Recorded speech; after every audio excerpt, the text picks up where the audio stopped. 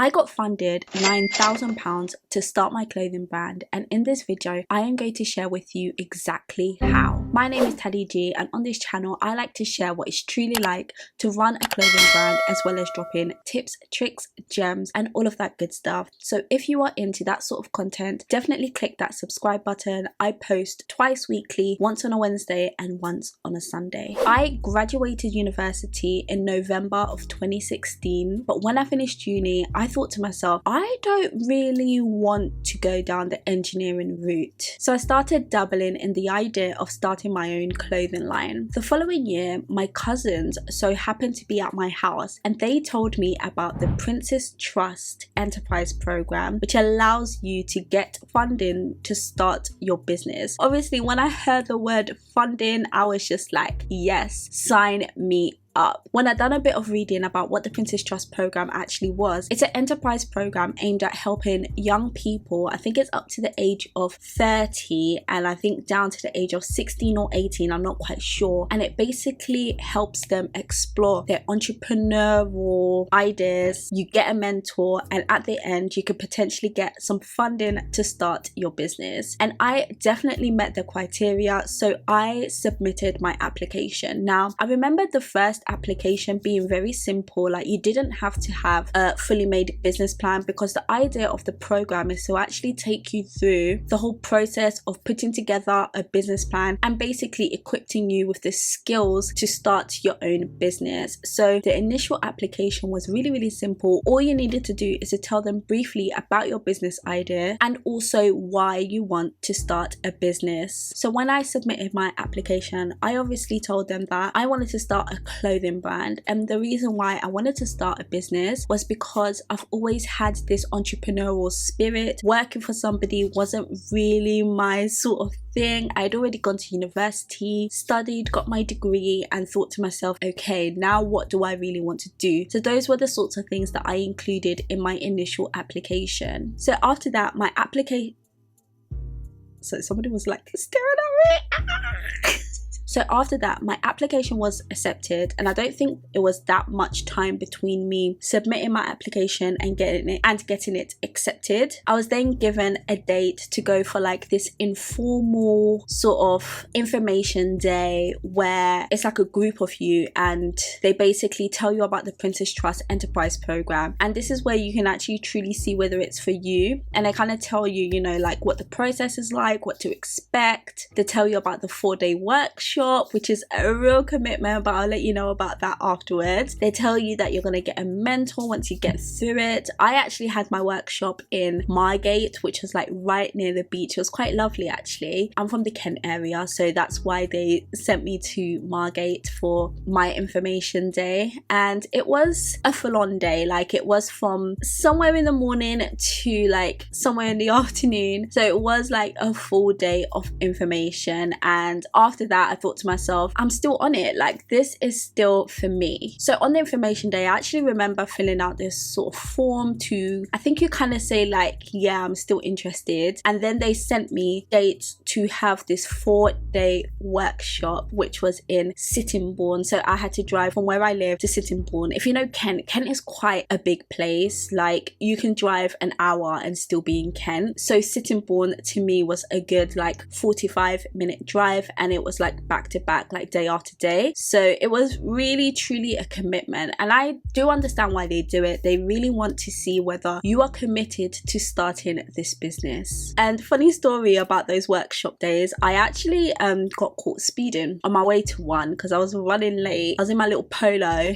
and yeah, 3 points on my license, so that was fun. But it was such a long time ago. Those points have actually gone now, but yeah, just thought I'd tell you about that. So it's a 4-day workshop, and on day 1 you learn the sort of skills that you will need to be a successful entrepreneur. So that's things like knowing that you need to be self-motivated. When you start a business, there's no one that's going to wake you up and tell you that you need to go to work or you need to do what you need to do. It's all on you. When we work, when we have jobs and we have 9-to-5s, we are controlled in the sense that you know you have to go to work at 9 o'clock or for 9 o'clock, and you know that you have to work that that day until 5 o'clock or 6 o'clock, whenever it may be, and then come home. Like, your day is really structured. But when you are an entrepreneur and you run your own business, especially when you do it full time, you no longer have that like structure where it's like you need to be running your business from 9 o'clock to 5 o'clock. And trust me, you can say, okay, but Teddy, you can just tell yourself that your business hours are between X and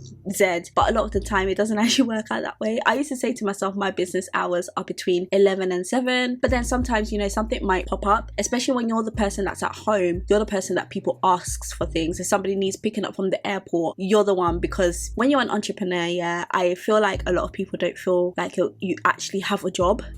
So they don't really respect your time as much as it should be respected. But that's neither here nor there. That's just something that you need to be aware of. And those were the sorts of things we were kind of like learning about on day one. Not necessarily that people don't respect your time, but you need to probably respect your own time and have that motivation to go through and do what you need to do to make your business a success. On day 2, which I feel like was a really, really good day, we learned about marketing and how to actually sell your product. So obviously, if you're starting a business, you might not necessarily know what it's gonna take to actually sell a product. So they dedicated a day to help us learn how to market and sell a product. On day 3, which I feel like was probably my most important day, we learned about bookkeeping, cash flow, all the financials that come with running your own business. And this was probably a day where I learned the most, because I had no idea about cash flow, sales forecasting, or even bookkeeping. Nowadays, I actually use QuickBooks to manage my accounts and my bookkeeping for both Shopify and my personal brand Teddy G, which are separate. So Teddy G is registered as a sole trader and Shopify is a limited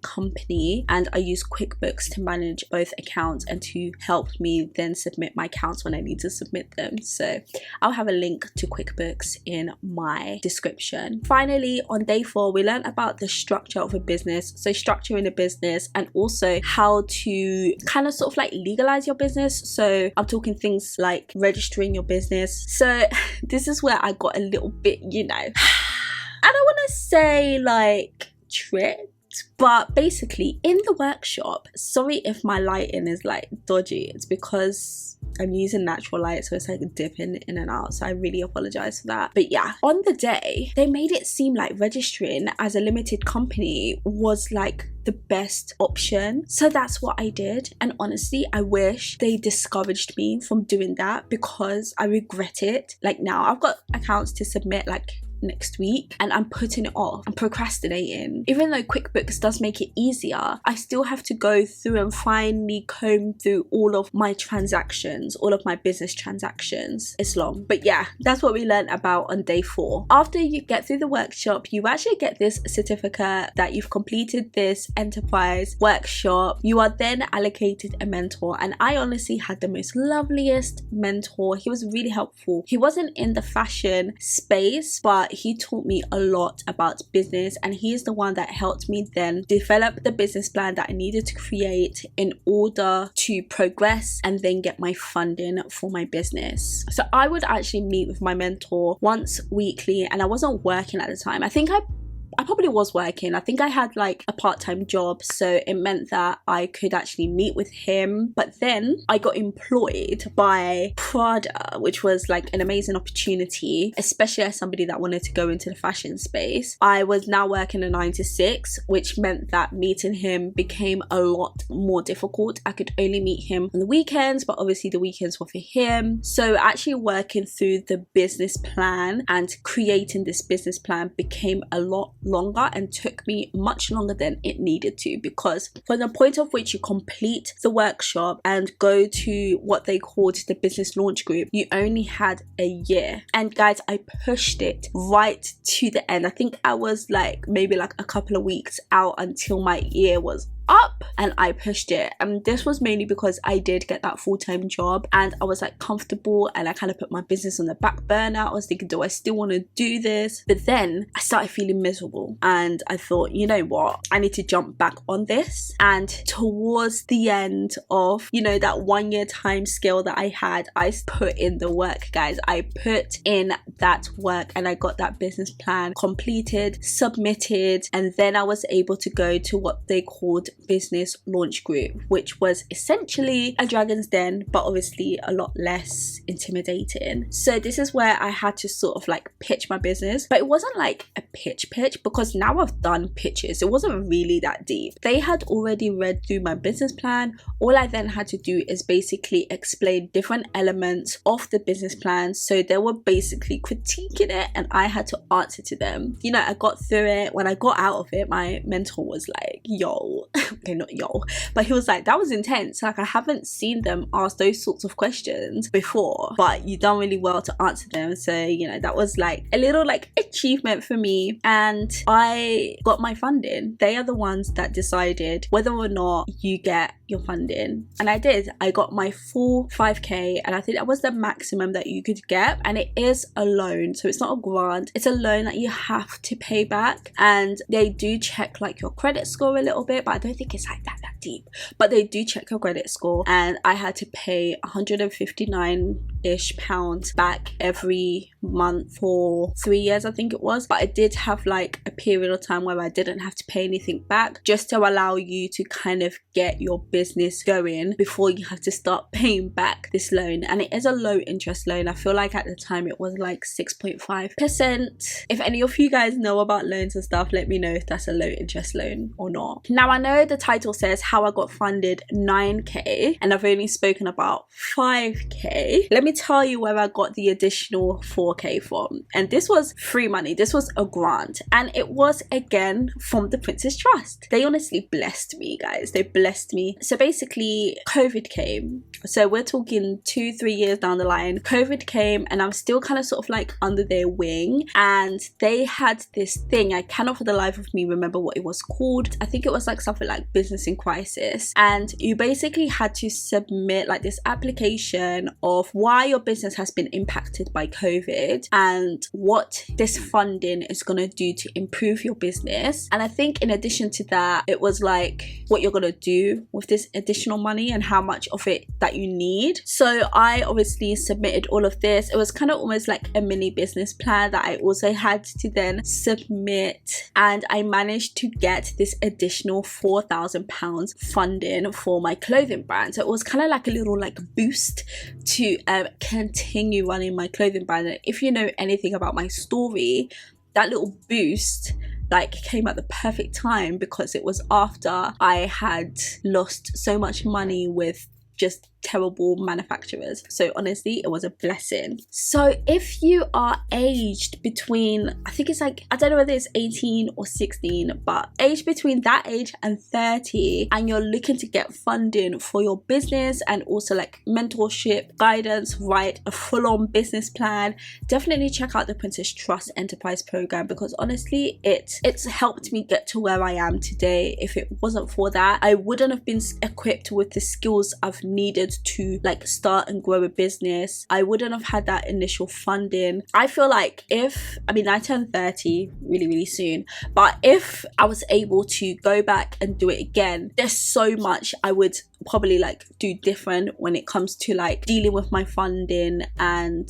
structuring my business. But that's why you lot are lucky, because you have like this channel where I'm able to tell you like the real of the real. But yeah, definitely consider the Princess Trust Enterprise program. Yeah, I really hope that this video has been helpful and you've learned a thing or two. Now you understand how I got funded for my business. And yeah, I will definitely try and have the Princess Trust linked in the description, so if you are truly interested, you could just click the link and check it out for yourselves. But yeah, thank you so much for watching. Please don't forget to subscribe, like this video, and I will catch you in my very next video.